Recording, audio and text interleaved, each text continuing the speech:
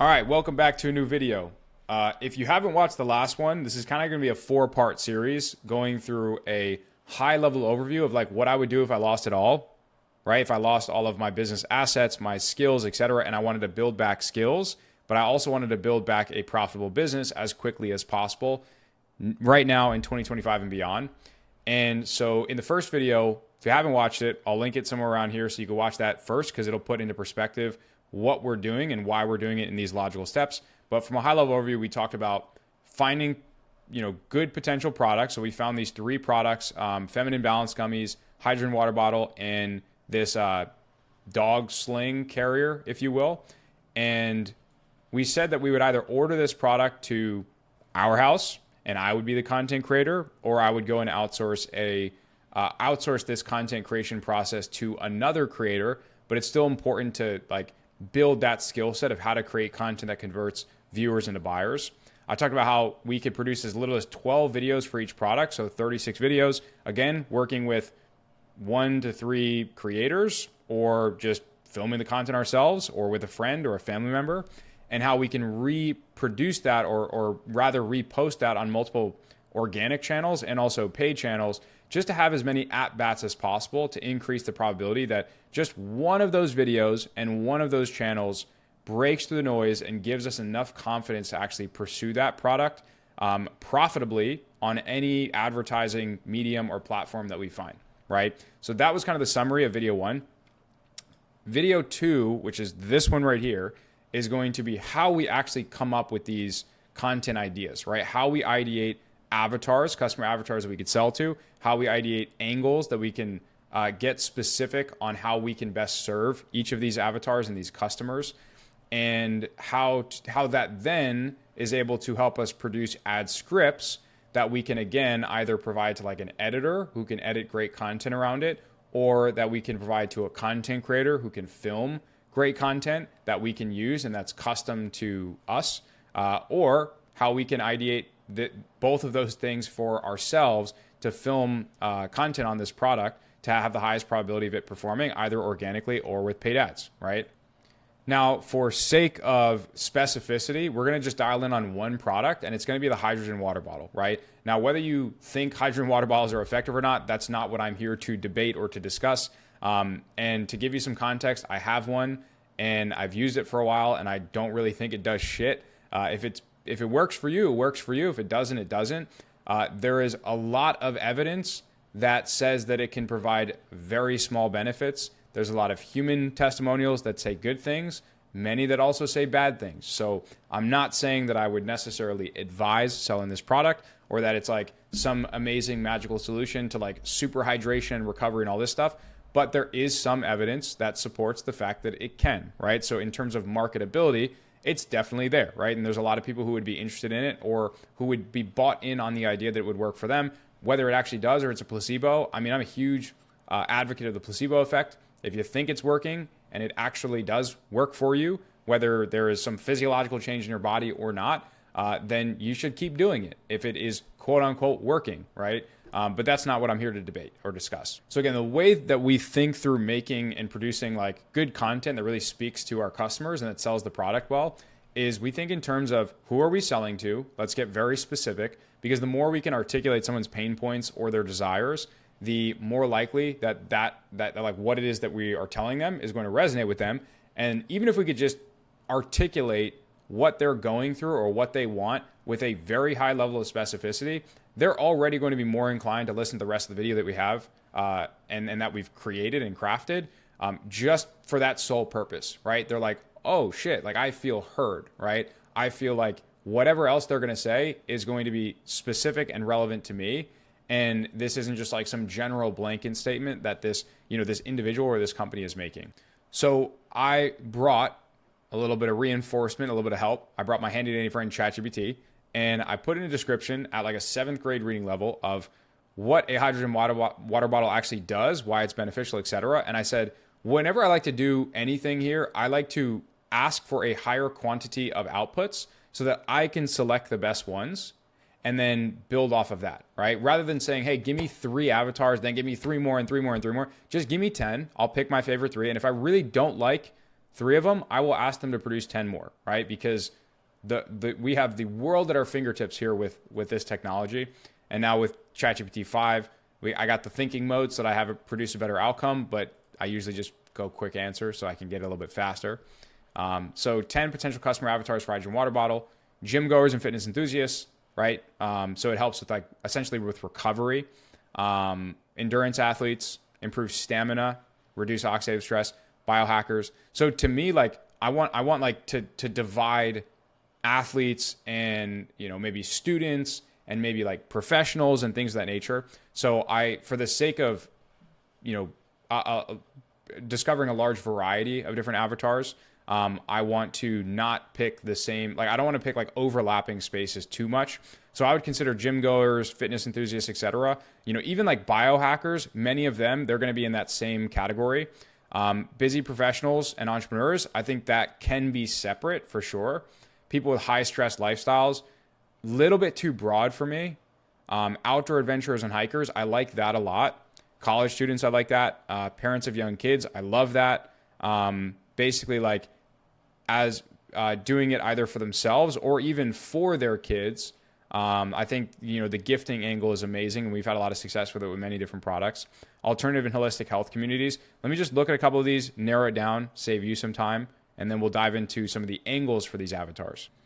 Okay, so after looking through a few of them, I've consolidated them personally, and you can ask ChatGPT to do this if you don't have as much of a creative prowess as me.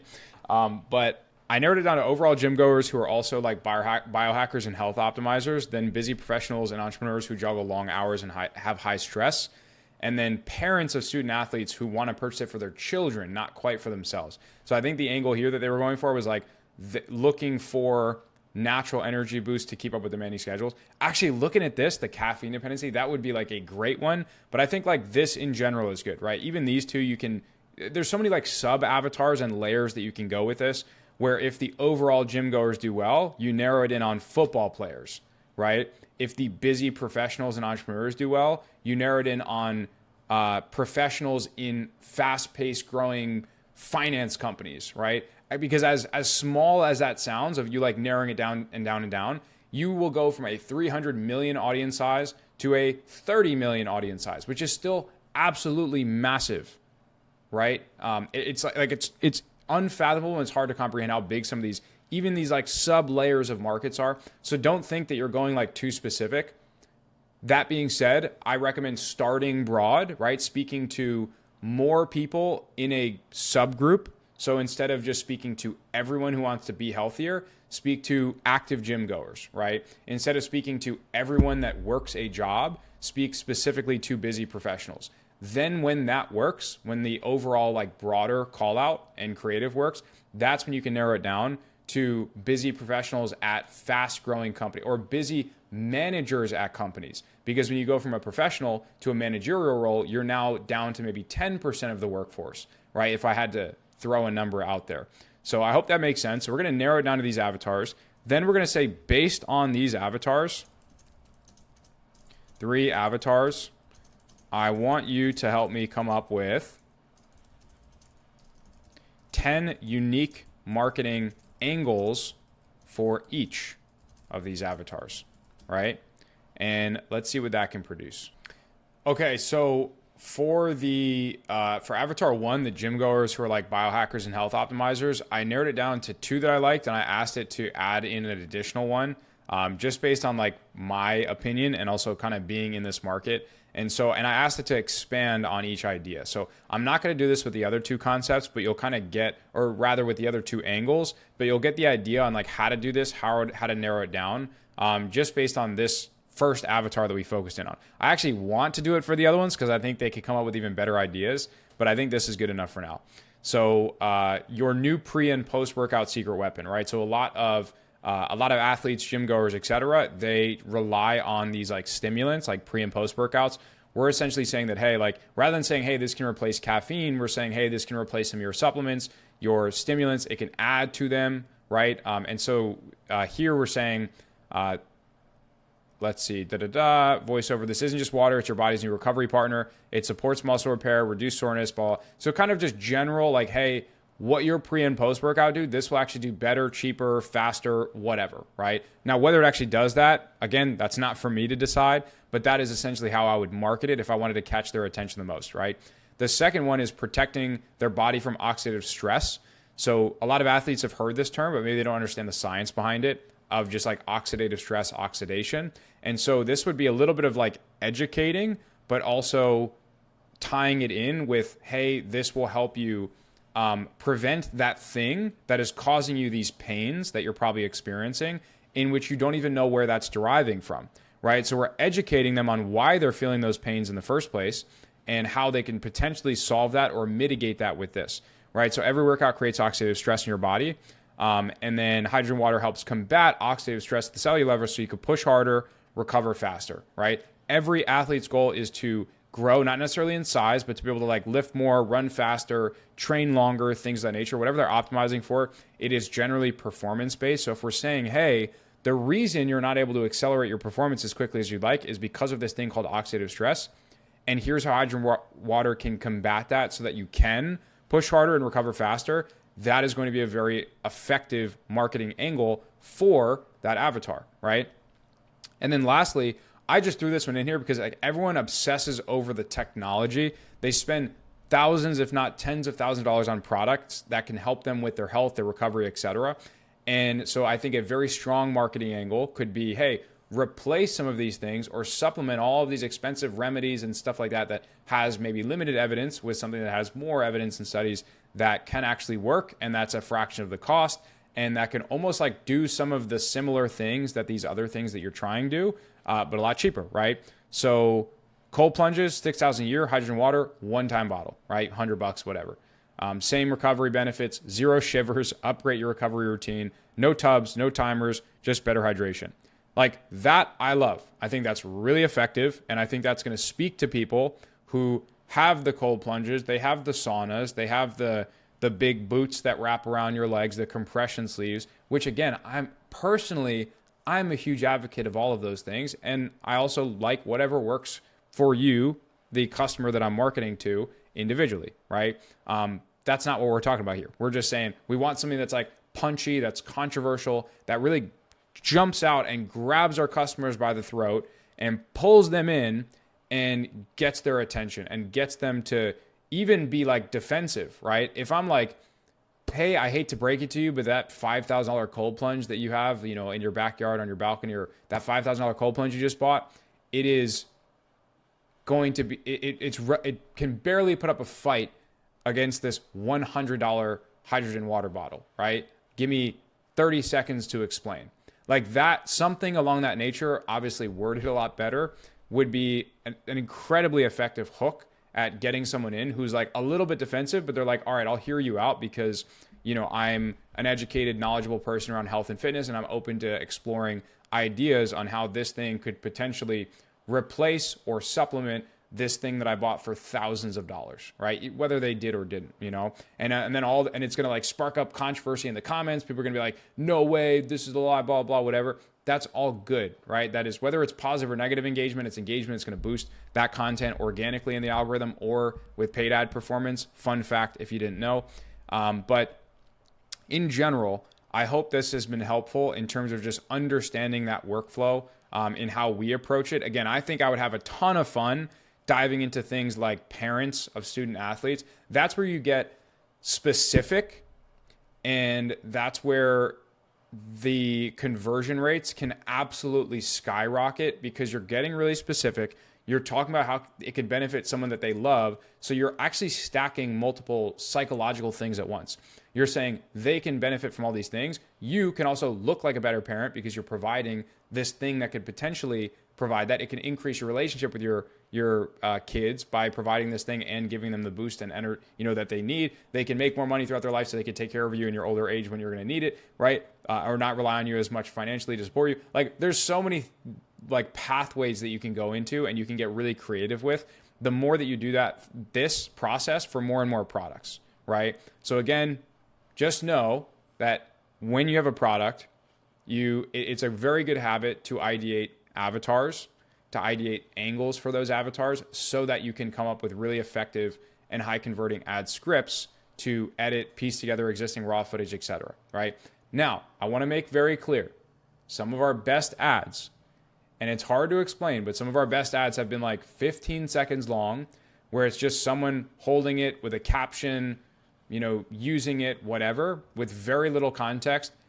And it doesn't really speak to a specific avatar. It doesn't really have a specific marketing angle, right? I mean, I'm sure if you look deep enough, it does. But you can also produce very effective ads without going through a lot of this process. It's just that long term, if you want scalability in a product and in a brand, you don't want to skip these steps, because there's only so much that you can do going to a bunch of creators or filming a bunch of random content yourself without a lot of structure and just hoping that some of them hit. It's because most viral videos, most high converting and very profitable ads, they do follow a structure like this, where you want to speak to a specific avatar with specific angles. You want to have the proper structure for that creative, the hook, the body, whether you're using the ADA framework or whatever it is. There's so many different ways that you can approach the creative process. You'll want to know this if you want to scale that product to the moon with creatives. Come up with a lot of them, right? Really easy, really quick, pretty effortlessly, especially if you're leveraging AI. So I hope this is helpful when it comes to ideating the ad creative process, gives you a glimpse into our workflow and all of this stuff. And I hope you could take some of maybe these prompts, some of these frameworks, and apply it to the next product that you test or the business that you're currently operating if you already have a winning product. And yeah, other than that, I hope to see you in the next video where we're going to talk about landing page offers and how to actually now pair the products we find with the creatives that we're producing with a high converting landing page that gets people to actually buy this product, right? And we're kind of ranking things in order of importance if you're picking up on what I'm putting down, because in order for us to be eligible to get a customer, the first touch point is going to be the first impression of the product through the creative. That's why product and creative are so important, because your product dictates what you're able to say in your creative. What you say in your creative dictates who's going to get to your website and give you a chance. And then your website dictates how many of those people you convert to your website actually buy the product, right? So ranking in order of importance. And then lastly is your ad strategy, believe it or not, right? There's not some secret CBO strategy that's going to take your product to the moon. You're going to have great creative, you're going to have a great product, etc. Now, does ad strategy matter to an extent? Absolutely. Is it the most important thing you should be focusing on and prioritizing and building skill sets around? No, in my opinion. So anyways, see you in the next video. Hope you have an awesome day, week, walk, workout, wherever you're listening and watching this on. And I'll see you in the next one.